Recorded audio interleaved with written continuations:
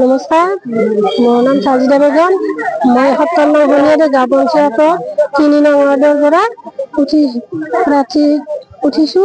গতিকে মোক ৰাইজে সিহঁতৰ বহুমূলীয়া কাপিলাতি বহুমূলীয়া ভোট দি যেন জয় কৰে।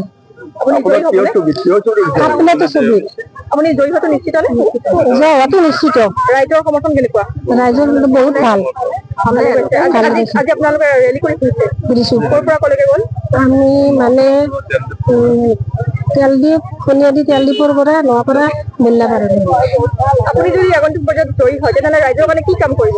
মই ৰাইজৰ কাৰণে সকলো কাম কৰোঁ, দুৰ্নীতিমুক্ত সমাজ গঢ়াম আৰু সকলো ধৰণৰ কাম কৰিম আৰু চেষ্টা কৰিম।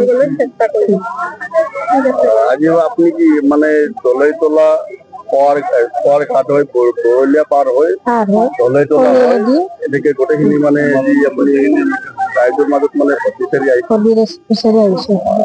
আপোনাৰতো বহুত শতাধিক মানে সমৰ্থক লগতে আহিছে বিপুল সমৰ্থক আপুনি এখন মানে কি দুৰ্নীতিমুক্ত সমাজ কৰাৰ কাৰণে ৰাইজৰ ওচৰত আহিছে।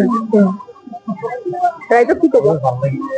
ৰাইজক মই এইটোৱে কওঁ যে মই দুৰ্নীতিমুক্ত সমাজ গঢ়াৰ কাৰণে যত্ন কৰিছো আৰু